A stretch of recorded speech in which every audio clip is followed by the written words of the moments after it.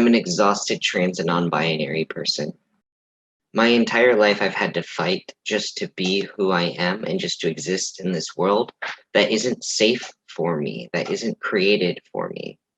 I stand in my truth in front of each and every one of you today to share a couple of different stories with you.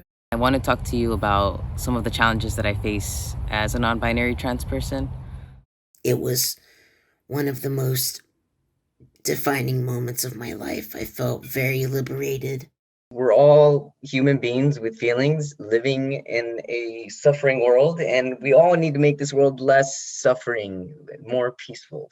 And that's incredibly hurtful to make people feel like they are burdened just for living authentically.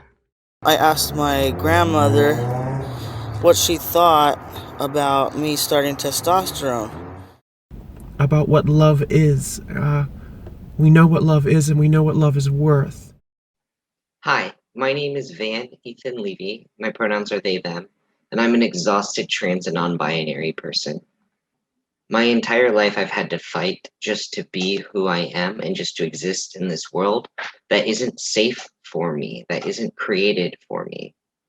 I have spent much of my life advocating and organizing for my community, as well as providing mental health support, writing books to help people create safer, more affirming spaces, and trying to train others to create those spaces. The intention of this film you're about to watch is to share with you just a little bit about what it's like for us when we have felt affirmed in our identity, and the times in which we have felt where we have experienced violence and harm in different ways in which the world doesn't create safety for us. And these stories are not unique to us. They are very common in our community. You'll be hearing from trans and or non-binary folks sharing times when they felt most affirmed in their identity, as well as times where they did not. Please also remember that the stories that we share are still not even the most painful for us, and they're not even what we have to experience every single day in this world. If you are trans and or non-binary and or another non-cis identity that I didn't mention, please know that we are doing everything we can to make this space safer for you. Cis means that the gender that you were assigned at birth aligns with your identity. If you're a cis person watching this, I hope that you can take away from this experience ways in which you can show up for our community and help support us. Not just by having a rainbow flag or having trans friends, but in the ways in which you show up, the way you confront others, the way you create space, and so much more. 1 in 2 trans people will attempt to die by suicide before the age of 18. Using someone's name and pronouns can significantly reduce these numbers. Don't be your child's first bully. Don't be another person in someone's life that's adding to the trauma of already existing. Be somebody that we can turn to. Be somebody that shows up even when no one else is looking. Be that safer person for us. Thank you for watching this. Hello, my name is Mallory Jenna Robinson. My pronouns are she, her, hers, and I am an Afro-Caribbean trans woman, 31 years old, living with HIV. Part of my gender journey almost 15 years ago, I remember always feeling like I wanted to live in Los Angeles. And I finally decided to take and make the bold decision to move to LA on June 12th of 2019. And since being here, I never thought that I would be working, having a career opportunity like working in transgender healthcare and being able to work amongst my community, to be able to work amongst, other influencers, and really, truly, truly have a relationship like no other. It has been such a joy in my career, in my life, these 31 years, out of all the things that I've done, and I've done a lot of amazing things. This has been one of the most successful because I'm allowed to really work as myself. And that's rare. I get to celebrate myself and my community. And that's powerful. I never thought I would be working in transgender healthcare. I didn't even know that these programs existed. Coming from the South, where pretty much you have to either pay with a medical credit card or either just whatever money you can save up, or either you go to some country and for really cheap. So to be able to come to LA and to not only experience going through other healthcare journeys myself here successfully at no cost has been so amazing and beneficial. But then to be able to give that to my community, to be able to take these experiences and give it to the community, is truly one of the most successful moments in my gender journey. When I shared my experience of sorrow that could have broken me, it would have broken me, and it almost did.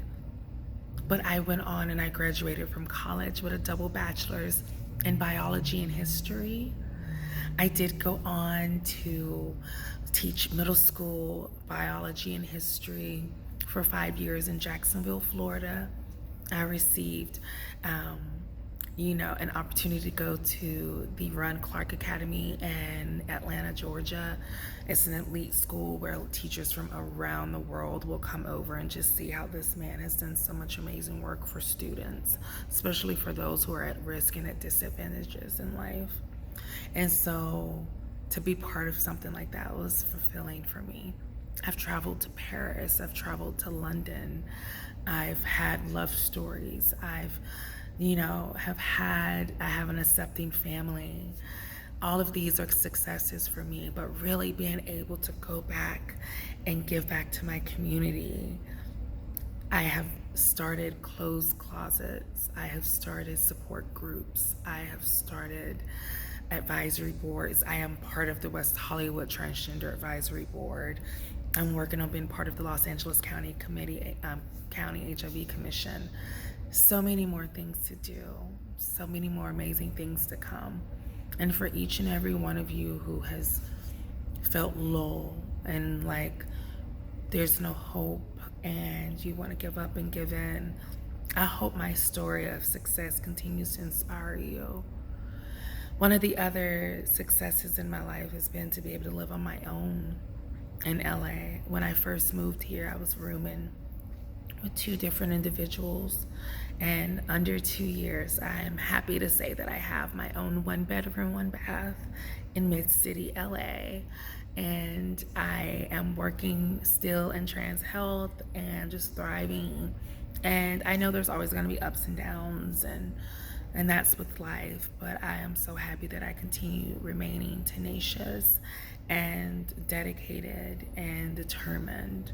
And those have been my 3 key factors to keep me going no matter what in life, and has led to many of my successes and even the success story I share with you today.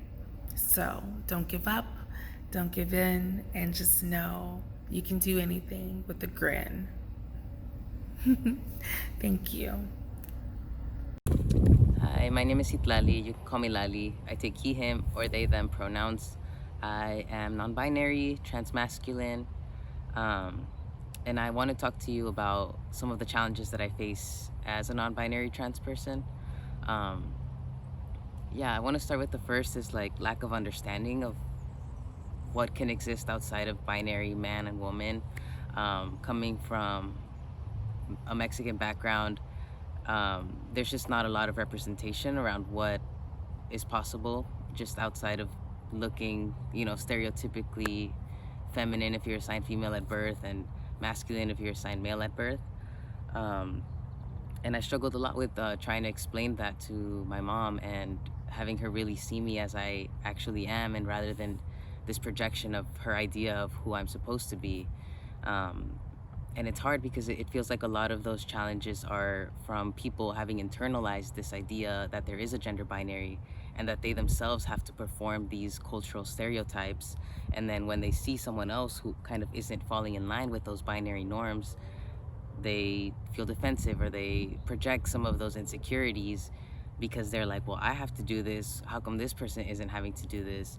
And I think it just stems from lack of education and lack of representation and very intentional silencing and erasing and killing of some communities in order to portray this idea that there is a binary and that as soon as people are born, they are either one or the other. Um, Personally, I've struggled a lot with things that I would never think about before as a cis person. For example, using the bathroom. Like, I identify as transmasculine and use he, him pronouns, but I do not feel comfortable going into the men's bathroom. And I know a lot of people in my shoes or trans men or transmasculine people who would prefer to use the men's restroom, but um, there's a lot of just insecurities around it, or they actually do use that bathroom and then other people are like, why are you in this bathroom? Um, so it's just a lot of social issues around just a very basic human need of having to use the restroom, having to be categorized, figuring out which one you feel more like or which one you feel safer in. And there's just so many more questions going into that I just never thought about when I was cis. The other thing is pronouns. Like, in any space I enter, when I'm introducing myself, the way I say my name, my pronouns come along with my name. I think being raised in this binary world, you just kind of assume who people are based on how they look, and you just put pronouns based on these cultural stereotypes that we have, but you just leave out so many people. So that's a big challenge of like changing the way that we introduce ourselves, changing the way that we view ourselves in every setting, and normalizing asking people how they identify or what they prefer. Um, Not what they prefer because it's who they are, but asking people to say for themselves who they are rather than just like copy and pasting what you have seen or what you think is right. Um, Another big challenge has been sort of understanding myself outside of gender norms, having to take the time to really ask myself a lot of hard questions around, are these the clothes I feel comfortable expressing myself in, or are these the clothes that I know my body type would look conventionally attractive in? And it's just a very personal process. Same with like certain body parts. Like, are these me? Do I feel comfortable in this, or is this just a way for me to feel more accepted and validated by society? Um, for example, my chest is something that I continually struggle with because I don't know, honestly. It's a back and forth process of, I would feel more comfortable with a flat chest, feeling transmasculine. I think I would feel a sense of gender euphoria from that, from presenting a certain way that I feel on the inside. And at the same time, there's a sort of safety in me, a sense of safety in having breasts, because I can pass as a cis woman if I had to. I can not be. I guess I have a lot of fear around being perceived as a man, period, or kind of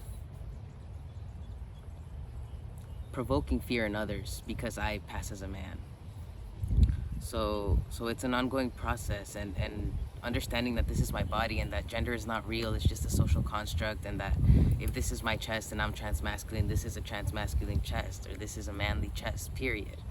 And I know that to be true logically, but to accept that within myself is a process.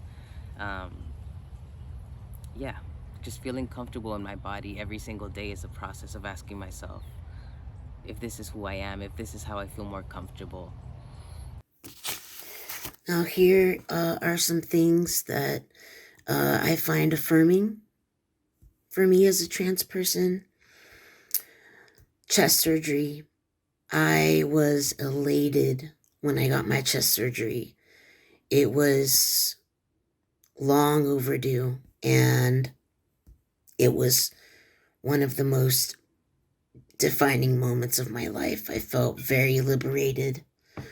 Um, I felt more me. The way clothes fit on me felt really good. The way shirts feel on me feel really good. Yeah. When I'm filling out a survey or a study or, whatever it might be, I really feel affirmed. Oh, cutie. Sorry, baby. I really feel affirmed when I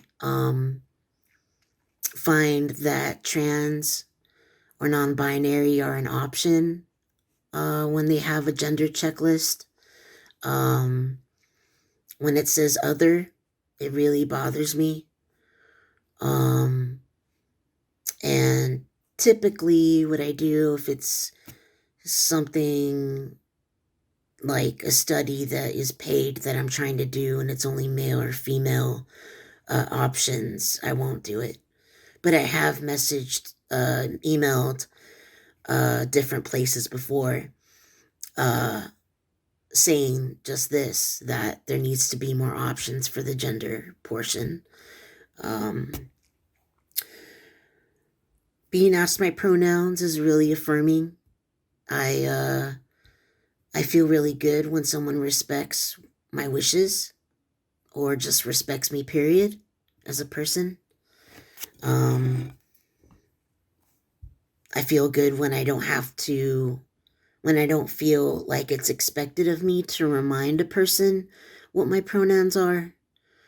I don't feel like that's my role, my duty. Um, yeah, when I see other trans people on screen or doing things that are of value, I feel affirmed. I feel like, hey, I'm not alone. There are other people like me and they're doing great things. And that feels really good. Very affirming. Makes me feel really confident in myself. So, as a trans man, what helps me feel inclusive, included, and less transphobic from the world outside is simply calling me by my preferred gender pronouns, which is he, him, or by my name, Lino. It's pretty simple, right?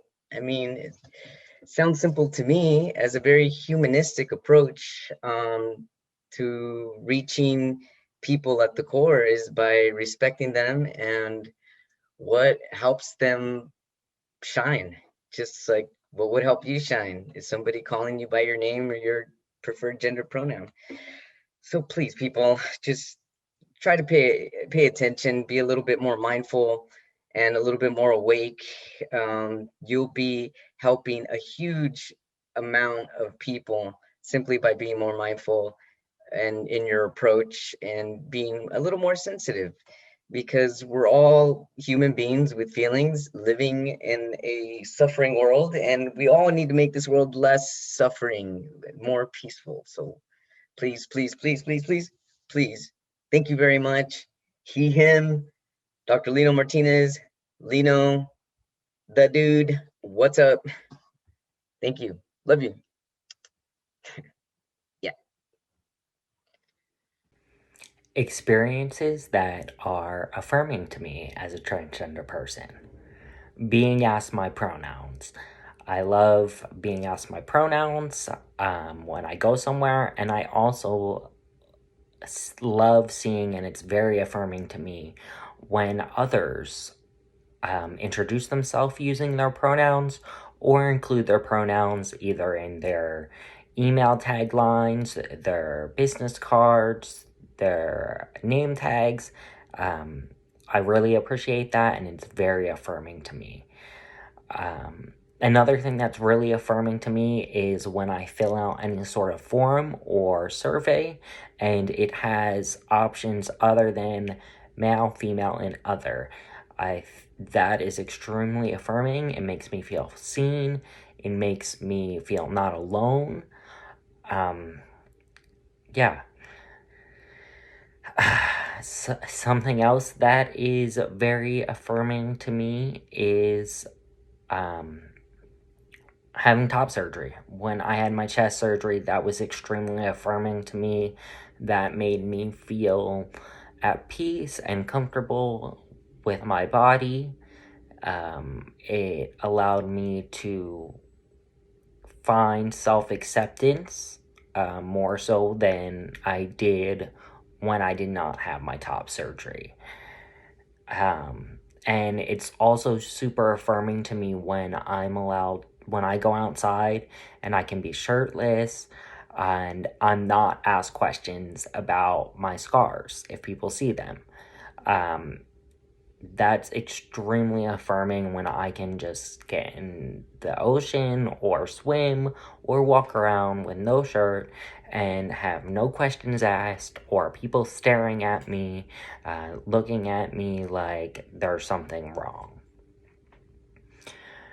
Another thing that's really affirming for me is just hearing my name. So, hearing people say my name is extremely affirming.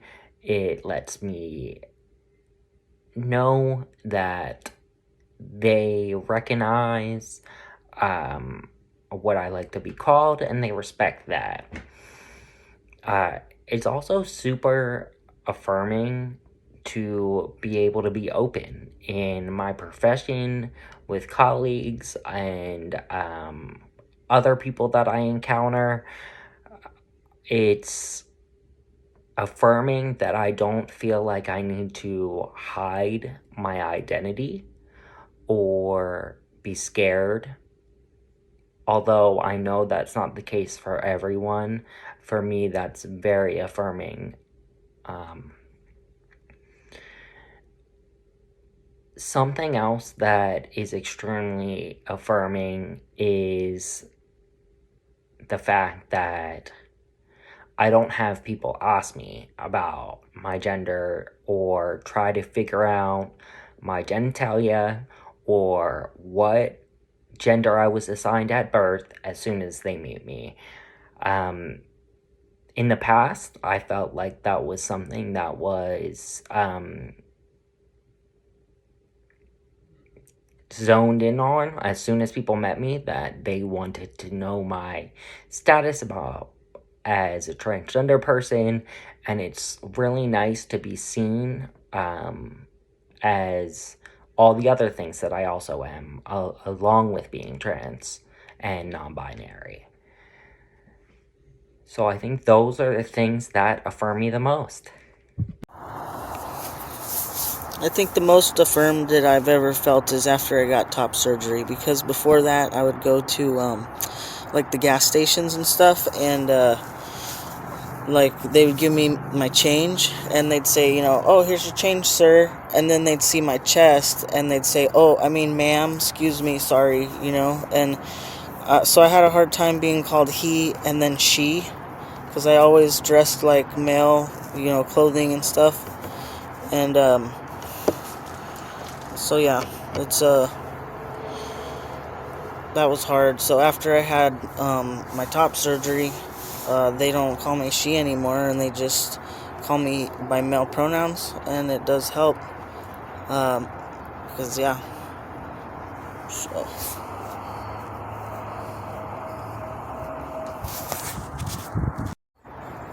So I'd like to talk about a time a long time ago, just the other day. Back in 2017 is when I started testosterone. St. Patrick's Day actually is my T-versary, or my new birthday, second birthday.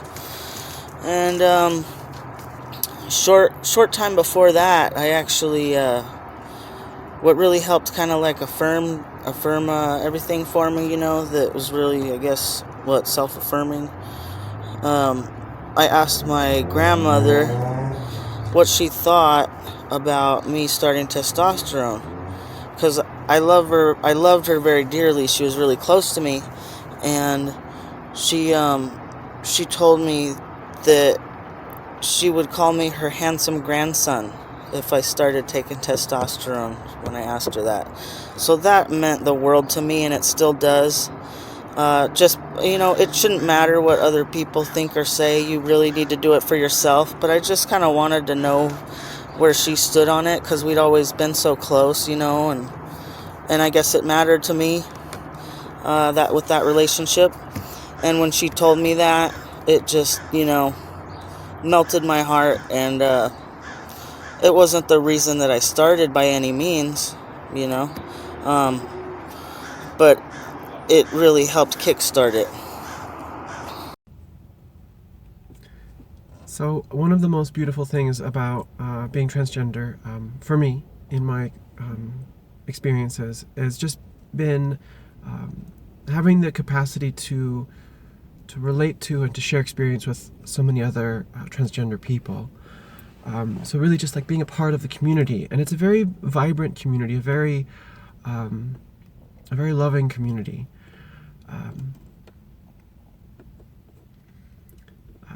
I know that an amount of my own resilience comes from being a part of that community.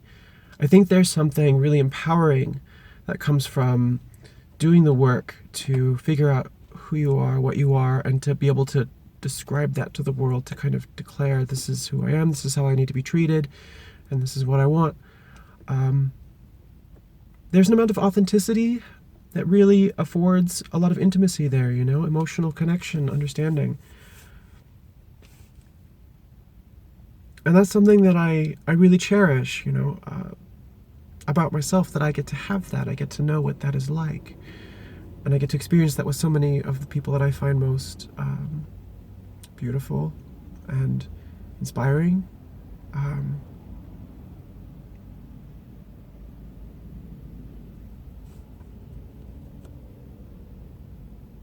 Some of my admirers, I'm often hear from them that I seem to know what makes life worth living for. And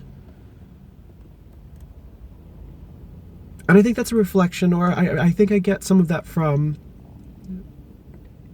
what a lot of queer folks, we seem to share an understanding about what love is. We know what love is, and we know what love is worth. We're willing to die for the sake of having the freedom to love. And so we do so aggressively, so ferociously.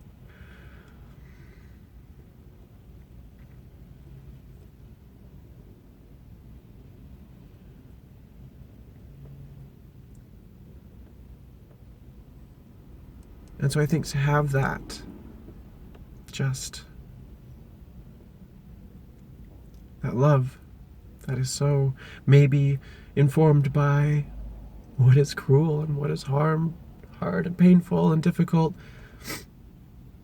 contrast there affords maybe a glimpse, a better perspective into what it means to love as a verb, action.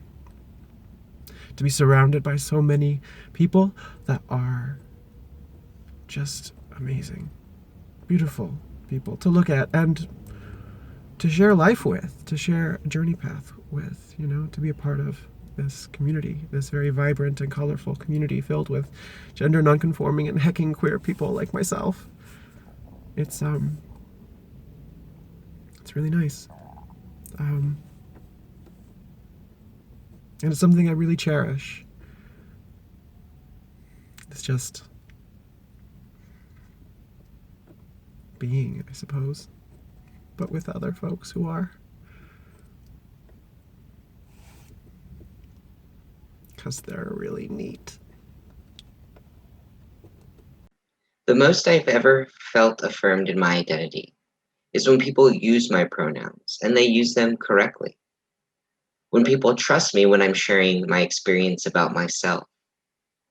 When people ask me questions and actually listen to my responses and don't question me or convince me that I'm being too sensitive or that I'm wrong or that I'm mentally ill. These are just a few of the most basic things that make me feel super affirmed in my identity. When I was 20 years old, I went to a party with my cousin to my other cousin's house. And at this point, I had been about 4 years into my transition. And I can recall sitting there and being at the party, having a great time, meeting these guys. And one in particular was really nice. And we hit it off. And everything seemed to go well. He asked me to go downstairs with him. I did. And then he wanted me to give him a ride to his home so he could grab some items. And as we go there, someone calls him. He picks up the phone. They tell him that they think I'm trans. He looks at me, asks me, am I a man? I got so scared. He then told me to drive my car. We did. We drove it to another neighborhood where he then sexually assaulted me.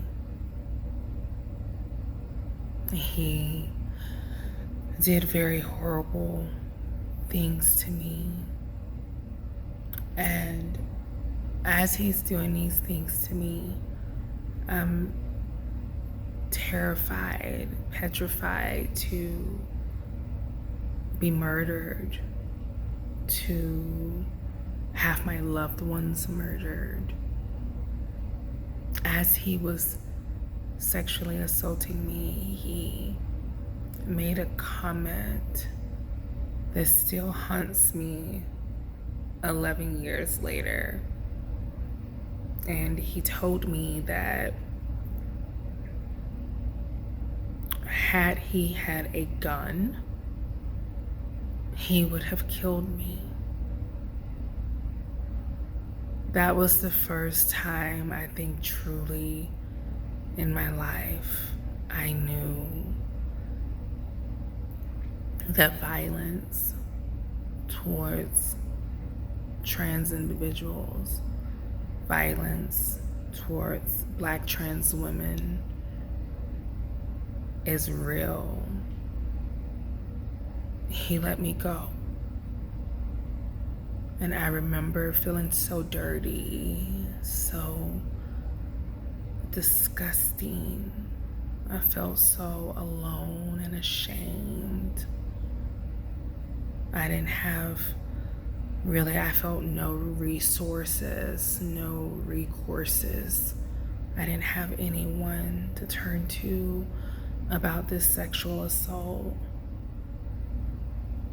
And I did finally disclose to my mom and one of my brothers, and one of my brothers went to go look for him, and we were afraid that if he had if my brother had found him, that it just could have been so much worse. And fortunately he didn't, but there was still this part of me that was just so afraid of losing my life, all for being transgendered. And while I live to tell my truth, so many of us do not. And I am a survivor. And I just, want to just say that this moment was really scary. It was real.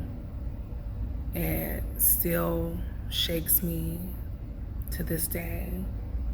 I find myself much more afraid of the dark because the incident happened at night. It was, by a cis man of color. I don't know what happened to him, what became of him.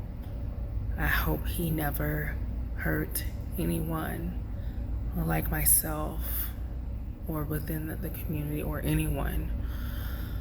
But, I just looked at that moment as one of the moments in my life where it was so scary. It was such a vulnerable time for me.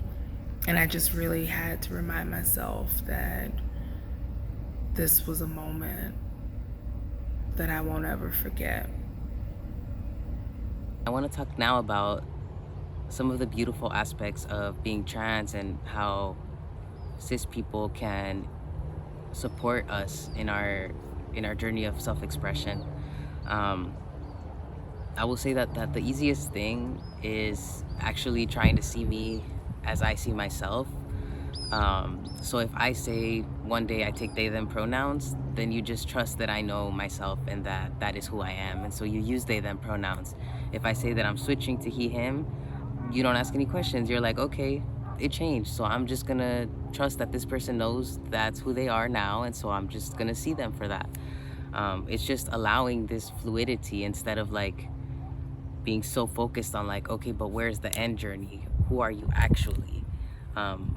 I am actually a process and a fluid being, and a multi-dimensional being. So to me, it makes more sense to understand myself within a fluidity, within a complex system that is changing, as opposed to needing to know the ending point. Another thing is just trying to notice where gender appears in your life and the ways in which I guess you've been conditioned to not see it, to just think of it as normal. Like, for example, like the products that you buy. Like, do you tend to buy certain razors? If you tend to shave, do you tend to shave? Which body parts? Do you tend to buy certain deodorants, certain brands of shampoo, like certain body products that are tailored or marketed to a specific gender? Do you tend to look at clothes only in certain sections of the store based on gender? Like, did you choose your career based on certain stereotypes about traits that you would be good at based on your gender? It shows up in so many different ways in our life. Even, I will say, even for like queer cis people, yes, a lot of the characteristics around gender are tied to sexual orientation. And so just being queer is sort of like diverging against those binary norms, but there is so much more to gender than just who you're attracted to or who you want to sleep with. So yeah, I guess accepting that fluidity, trying to see gender more in your life, trusting that people know themselves, and then of course like playing a part in the larger systems that continue enforcing this gender binary, like becoming more educated about the intersex community and what's going on in the medical profession, where doctors are just conducting these non-consensual surgeries on babies because they do not conform to these binary norms, or like what's going on in Arkansas with the ban on trans kids playing sports because they're trans, like being forced to play for a certain team, being forced to pick a gender that you don't feel as. Like, you can do something about that. There are funds for protecting and supporting the Black trans community, for trans women, looking at the medical system, the legal system, and the ways in which there are all these barriers to us just getting to be legally recognized as ourselves, getting to choose our name and our gender. In the education system, same thing with the systems, like being recognized as who you are, having the teacher use your right pronouns in your names, having gender education in the classroom, having representation in the media, just trying to have more trans people in your life and allowing that narrative to become more prominent, rather than just being like a marginalized part of your experience. If you are not trans, if you don't know a single trans person, you're in a bubble, and you need to start letting those voices exist in your life, so that the moment that a trans person does come out to you or does present themselves in your life, that person can feel safe. I would say that if you don't know a single trans person and you're not trans yourself, there might be a chance that trans people might not feel safe around you. And so what you can do is start educating yourself and start saying your own pronouns, just recognizing that there are other people there who may not also be cis, allowing that possibility. um, I think that could really go a long way in allowing people to just be themselves. And if you're a parent, regardless of whether your child has come out to you or has said anything or expressed anything or done anything to make you think that maybe they might be queer or trans, just educate yourself. Just talk about it, make it be a normal part of just any conversation, the way you would talk about, like, getting clothes for school. You can talk about, well, which section do you want to shop in? Do you want both? Just allow more possibilities rather than just always expecting things to be a certain way. And when your little son wants to paint his nails, just letting him, saying that can be okay. And when your daughter wants to play baseball, like, why not? There's no reason to continue perpetuating those stereotypes. And the more we allow people to just show the spectrum of who they are, we are protecting people whose lives are currently at risk. Thank you for listening. Okay, this is a video about the things that I've experienced as a trans person that have been harmful. This is not an exhaustive list, and these things are in no particular order. Being misgendered is very hurtful when people call me a pronoun other than the one that I've disclosed is appropriate for me. When something other than they, them, their is used for me, I feel unseen. I feel invisible. I feel small. Yeah, I don't feel affirmed in any way. And I just end up feeling I don't have another word besides this that just keeps popping out. Feeling like a freak, feeling other than, feeling like I am not a belonging member of the human race. I don't deserve respect. So that's one thing. Being ostracized from my family. Most of my family doesn't talk to me, and if they do, most of them don't use the right pronouns for me. And it hurts. And my mom's told me that she won't see me anymore. She won't see me again because of the changes that testosterone had on me.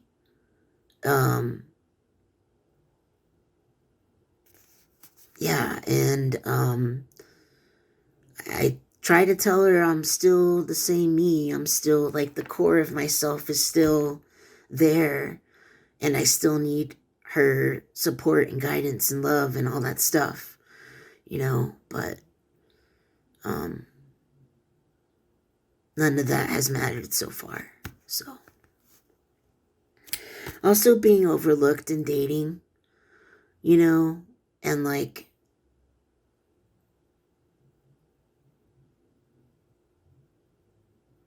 some people act like it takes a special person to love a trans person or to be intimate with them in a sexual way or whatever.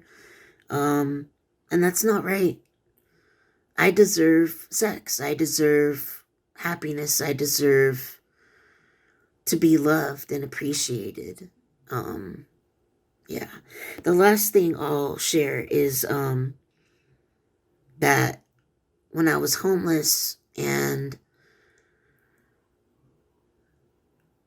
stealing from stores, this one time I stole from a grocery store and I got arrested. And they first took me to a woman's jail. My California ID marker had not said male on it, which at the time, that's how I was identifying. So they took me to the women's jail. I was beginning to be suicidal because I'd been to jail before, and I knew that they wouldn't give me my medications, and I take quite a bit of them, especially psychotic. I knew that they weren't going to give me my medications on time, and requested to go see a doctor to get my meds. Anyway, while I was when I was at the women's jail, or was it when I got to the men's jail? Either way, at one of those jails, before I got transferred to the other jail, a doctor was asked to look between my legs, to have me come over to his room, look between my legs, and confirm what my gender was. And that was humiliating and scary, and I was anxiety ridden. I could not believe what was happening to me. And that's what's happened so far, and stuff that I've experienced that's been harmful. This video is a video describing some of the experiences I've had as a trans person that are harmful. Being misgendered, being dead named, being purposefully outed as soon as a person meets me, or being introduced as the trans friend, being questioned about my identity, or being asked if I'm just going through a phase. Other experiences I've had are being dead named purposefully, having my gender identity treated as a mental illness and being institutionalized against my will and over-medicated in order to treat my gender.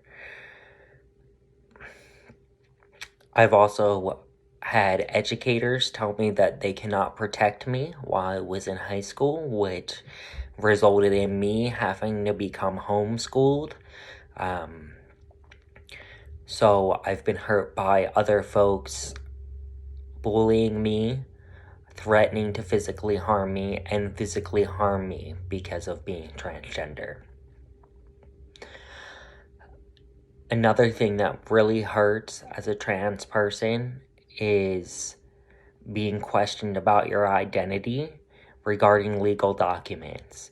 I had numerous times when I was questioned about my name or my gender regarding my legal ID. I've also been accused of impersonation.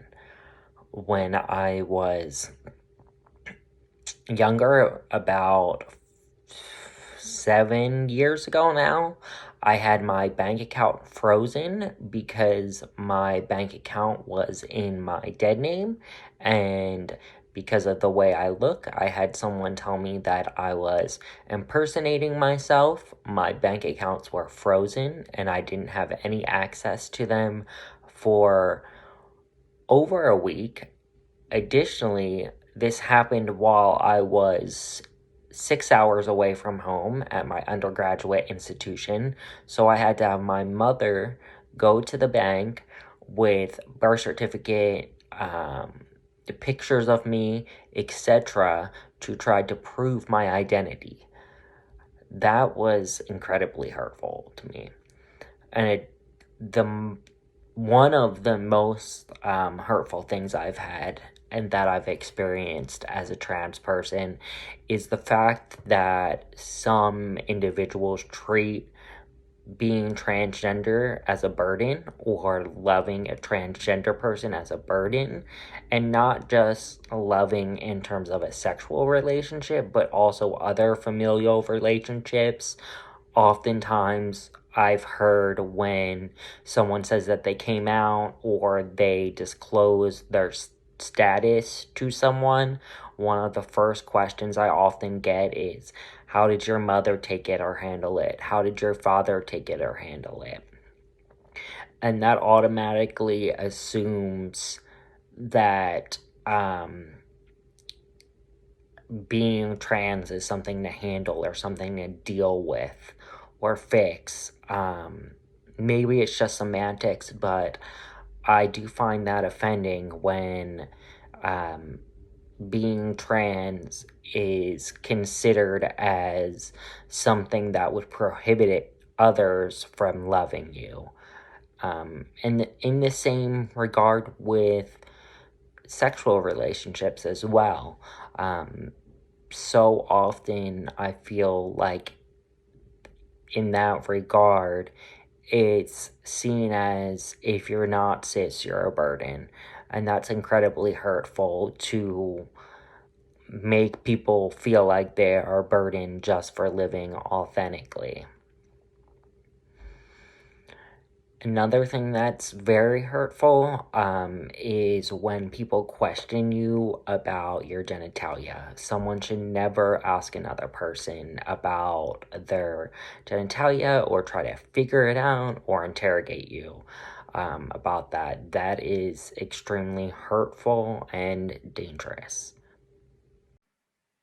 Showing up in the world as myself, as a trans and non-binary person who was socialized as female, I've experienced a lot of different forms of violence. I've been raped many, many, many times. And in those times, I've had multiple times where people will tell me, I'm going to make you love being a woman. I've been pushed out of spaces. I've been fired because I made men uncomfortable because I used the men's restroom, or I made women uncomfortable because I used the women's restroom, yet there was no option for me to use the restroom. I've gone to doctor's offices where I needed a new primary care because I moved to a different city. I'd come in with all my medication. They'd ask me why I took a certain hormone. I'd explain because I was trans. And then the person just walked out. And the nurse came in and said, the doctor will not treat you. I've gone to doctor's appointments for an ear infection. And the next thing I know, I was being fingered and they told me that they had to check me internally. I didn't know that these things were wrong because nobody talks about these things. I don't share my experience with the doctors, and others don't share theirs with me. It wasn't until I'd moved to San Diego a few years ago when I went for an exam and there wasn't any type of sexual violence occurring in the doctor's office where I realized all those years, all those things that those doctors did to me was sexual violence. Oftentimes, when people find out that I'm trans or non binary, they start engaging in sexual violence. They start asking me, what were you before? Have you had surgeries? All these questions are about my genitals. They're asking about my genitals. When you're asking me, what was I before? You're asking me, what genitals did the doctor see that then they decided that they would assign male or female? When you're asking me if I've had any surgeries, you're asking me what my genitals are. I would say about 95% of the time, when a cisgendered person has questions about trans people or has an idea as to how all trans and non-binary people are, and I share with them how what they've shared is problematic, do they argue with me that I don't know myself better than they do? I spent most of my childhood and adolescence institutionalized to be treated, calling me being trans as a symptom of a mental health disorder. Even back in 2015, did I have a therapist who had stated that I had dissociative identity disorder. Often people are more familiar with the term multiple personality disorder. And she was convinced that I was stuck in the alter. An alter is a personality of being male for over 18 years and hospitalized me when there's been no evidence from anybody else that I have dissociative identity disorder or any mental illness. People have expectations that because I present in a way that you might read as male, that I have to perform in the world in a certain way. I am not male. I am not female. I am non-binary. I am myself, and even if I was any of those other identities, there's not one way in which we have to show up in the world. We are who we are, and I am never given permission to be that. For example, if I wear nail polish or makeup or a dress, I am at high risk of being verbally, physically, or sexually assaulted. One time I had drove to work and stopped to get gas, and this person was livid so that he couldn't drive by. So I waved like, I'm so sorry. And the person saw I had nail polish, and that made him irate. He got out of his car. He was coming up to my car. He tried to drive his car into my car. This was in 2019. Even major organizations within the mental health community continue to engage in what's called tone policing and focusing on how things are said and not what's being said when they're called out on their transphobia, where they misgender me and other people, where they label me as aggressive when I bring to their attention how their actions, language, or behavior or words are engaging in transphobic micro macroaggressions that directly impact me and my community.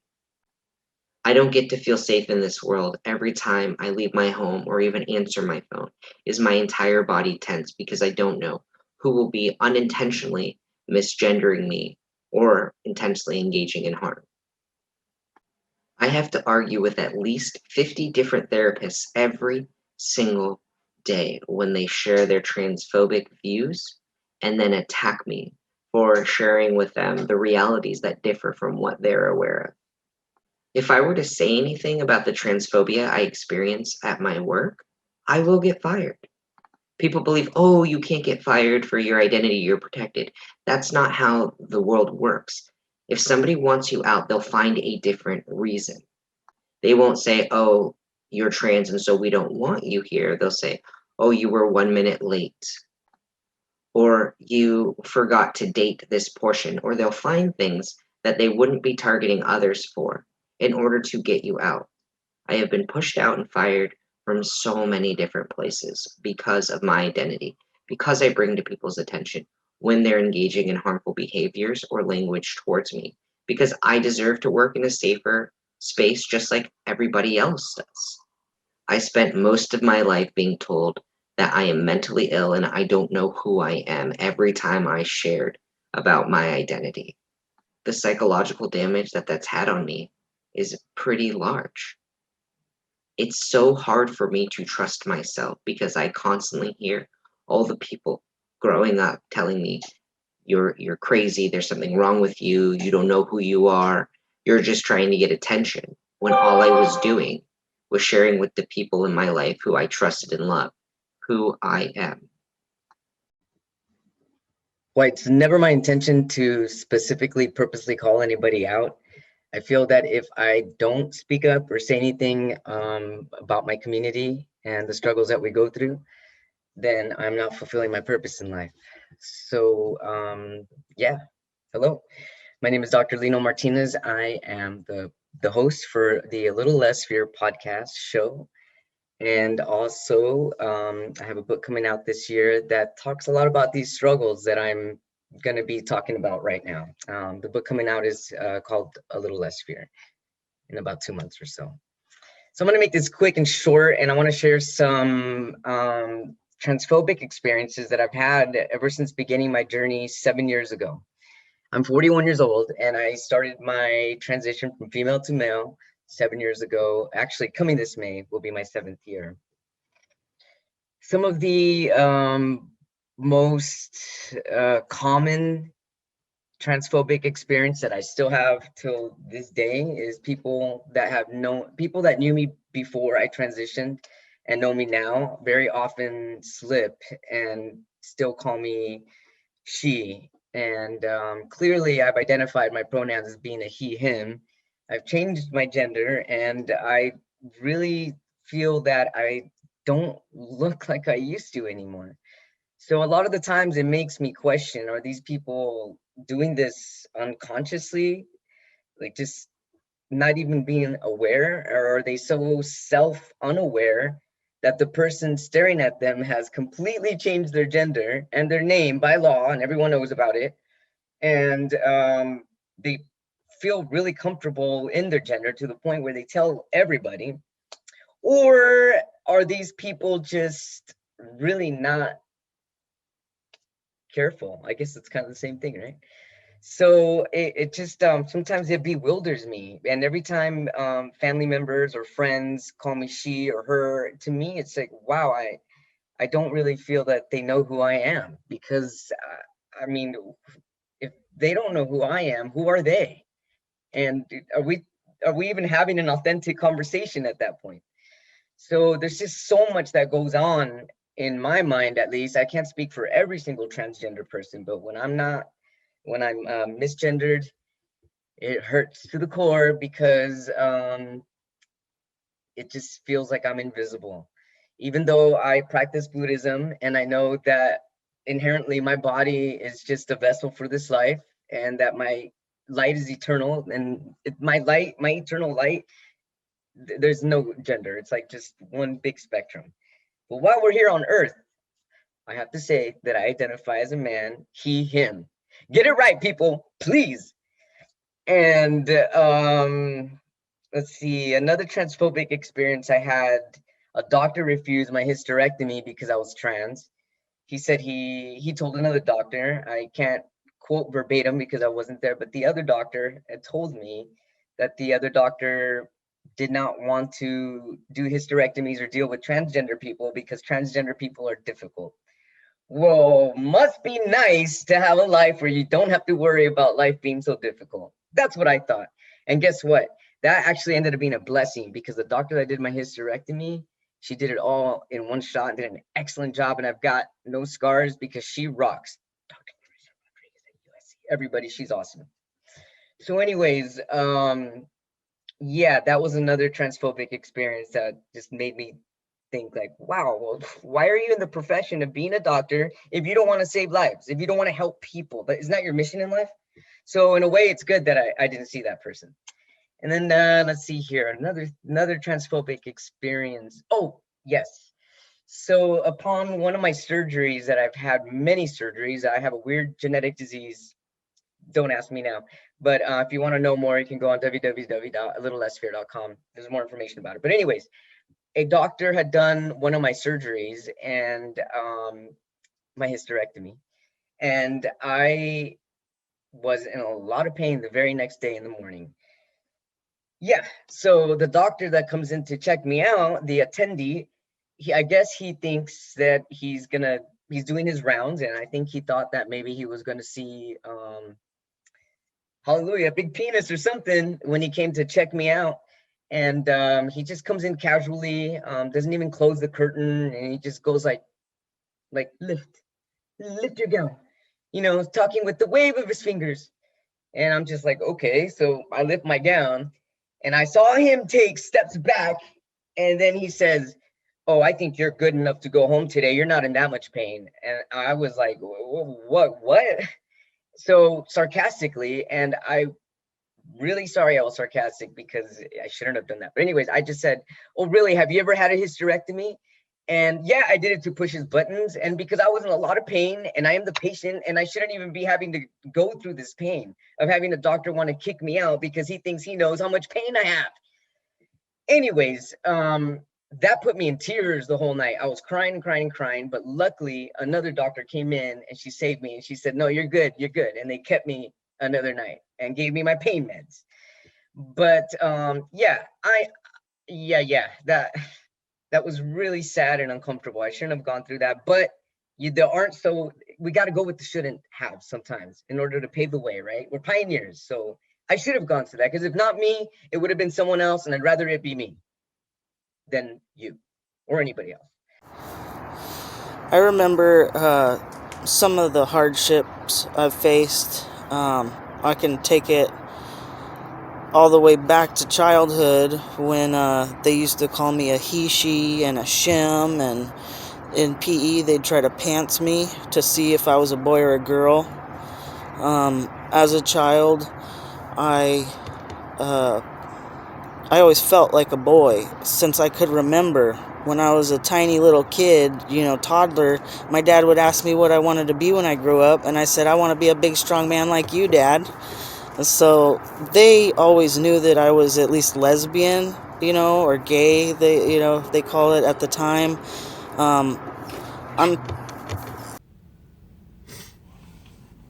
this is really hard to do. The idea of being visible is kind of terrifying. And it's because I've experienced so much trauma, even just telling people what it's like. People that don't already understand. I've received like a lot of pushback and a lot of aggression from people just because they don't want to hear, how hard it can be. And so no matter where I go, who I meet, I always feel a lot of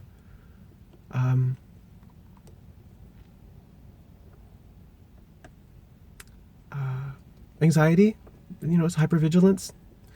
Just constantly trying to read people and understand what's going on around me all the time. And so I never really feel secure. I never really feel at peace. I never feel rest. And I wish I could. I really wish I could. But if I did, just kind of let go and forget that the world around me is incredibly hostile, I'd be disarming myself. I would be putting myself in danger by not recognizing the reality around me. Like, I need to be aware that if I walk home at night in front of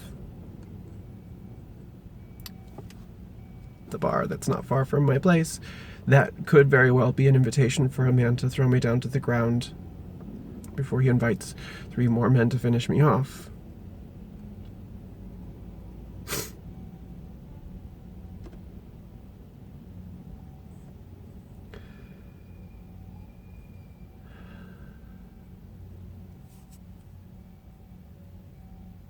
I need to be aware that if I visit a new friend's house and I don't know where they are, and I walk down the wrong street, it happens to be a dead end, there's a possibility that a man with a gun might corner me and demand to know what's in my pants.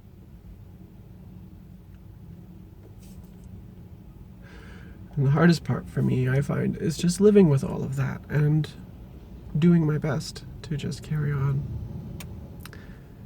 and not sharing these things with most people, because most people don't want to hear it. Neither do I. I don't really want to talk about it. I want to be happy too.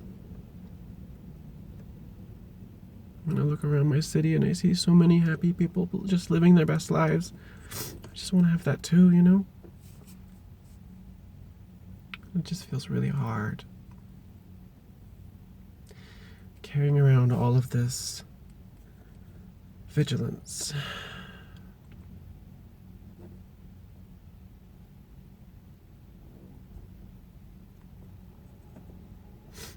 I just want to feel at peace. I just want to feel safe.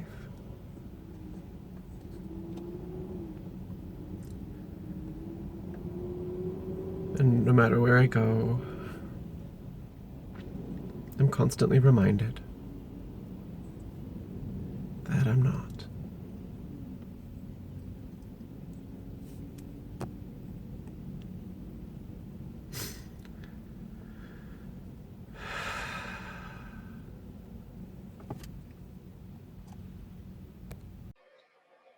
An ally is not just a label that is given to ourselves. It's an action. It's showing up for our community. So thank you for being an ally and not just showing up and watching this video, but actually taking action and doing something so that you could help save someone's life.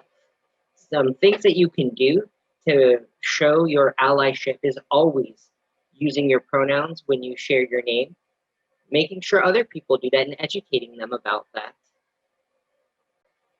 Please start cultivating an awareness of all the ways in which you engage in gendered language and really shift your language to be more inclusive of everyone and encourage others to do so.